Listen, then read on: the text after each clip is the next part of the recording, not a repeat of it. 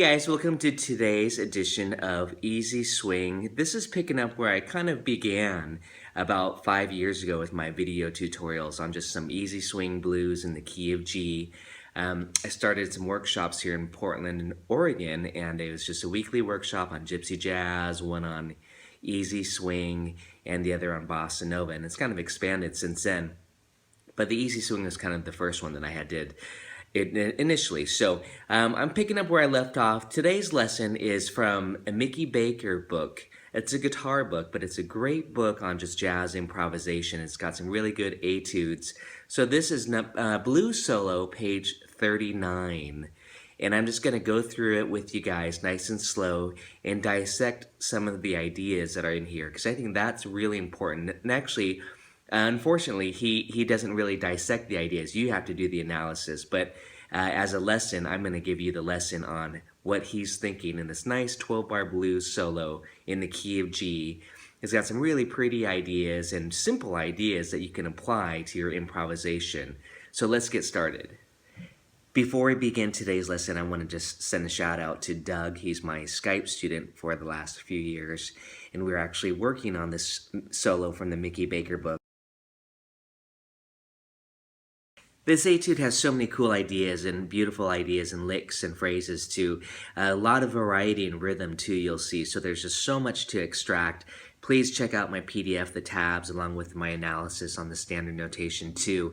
But that's why I'm doing this. And also, if you want to see the rest of the video, will be on Patreon, which I hope you consider joining too. That's where I put all my bonus material and extended lessons too.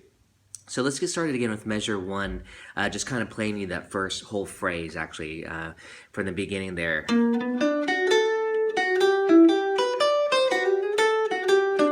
So it's a 3-bar phrase there. He starts off with that B minor 7. Okay, this note is not in the B minor 7 arpeggio. It's the leading tone into the B minor 7. So that's a very nice little bebop sound to do. You can always add the half step below the lower neighbor tone into the root. And sometimes it ends up just, it's always the major 7, just so you know. So on a minor chord, it might be the minor major 7. On a major chord, it's the major 7. And on a dominant chord, it's the major 7. But it still sounds great to pull you into that arpeggio. So again, he's got the B minor 7. Okay, and the B minor 7 against a G major chord gives you a really pretty sound. Gives you this kind of a great ending chord. But it gives you a major 9 sound.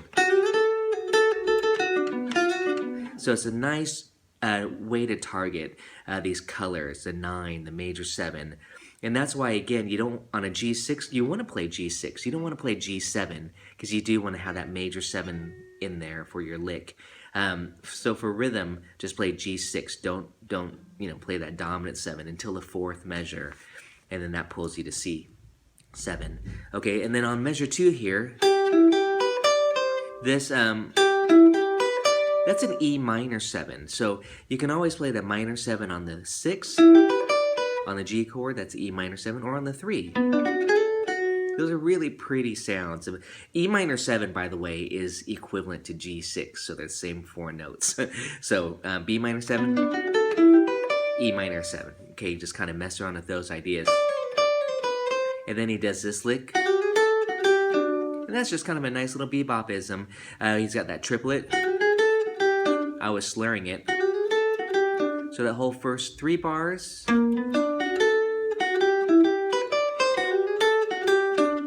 And then now we have this diminished run. I always call it the connectors.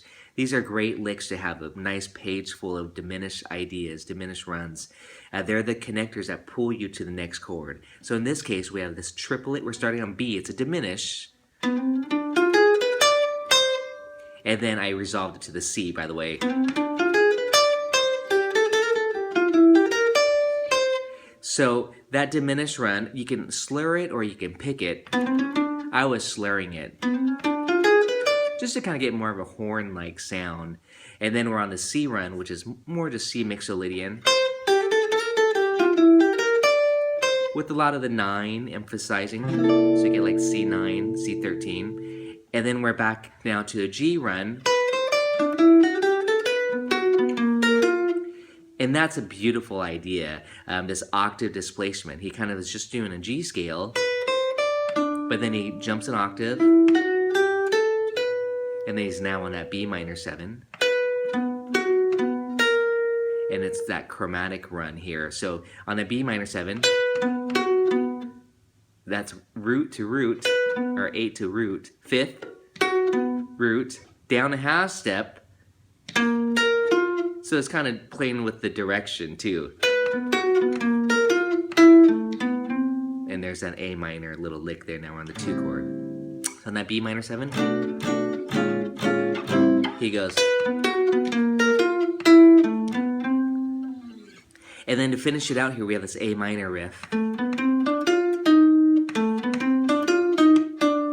I added a little trill there. But that's a sharp 9, flat 9, like you're playing chords.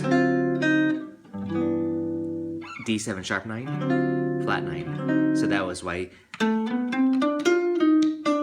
Okay, and then resolves. And then on the D7 chord, as a turnaround here, on the 1-6-2-5, on the 2-5 part, he's actually playing a B7 run. And that's really a great idea. B7 run is a substitute. So, and that gives you some nice colors. You got the A, which is the 5th, if you're thinking D7, which is what I'd be thinking. You have the B, the 13. You have the D sharp, which is the sharp flat 9. The F sharp, which of course is the 3rd. The A, which is the 5th. And the C, like it's a B7 flat 9. And that's a flat 7 of D. And the 13. So it's a great trick. You have on a D7 chord to play B7 arpeggio. Actually with a flat 9. So again, it kind of is the same idea that you could do the diminished run, you know, on those different dominant chords, D7, down 3 frets, B7, or up 3 frets, etc. So anyways, if you're wondering, why does he have a B7 run? It's because of that diminished concept. So that's the first chorus. If you want to get the analysis like I'm doing here on the second chorus, it's available on my Patreon page. I have a separate Vimeo account to where I just put the links there, and it's for my patrons on the let's see, gold and platinum tiers. So I put a lot of my bonus videos where I'm doing some dissecting like this. Thanks guys for joining me today. I hope you enjoy this etude from the Mickey Baker book 1, and it's page 39, blues solo. I'll probably be posting a few more of these etudes in the future to give you guys some more ideas, and I think they're fun and great etudes. Thanks again. We'll see you next time. Play G7 against that, as far as soloing goes, which is exactly what he's doing to get that flat 7. Okay, so the lick again is, and then, and there's that flat 9. So now it's all just a G Mixolydian mode run until it says G7 flat 9, and that's your dim 7 run. And the arpeggio is this. And there you're on that C7 chord at that point. So the transition lick I think is very important to hit. So again, the transition arpeggio, and it's kind of you can just cut and paste these ideas. I usually have my students try to insert those diminished runs on measure 4 of the blues. So on a G7 chord, or the 2-5, going to the 4 chord, okay, you want to throw that diminished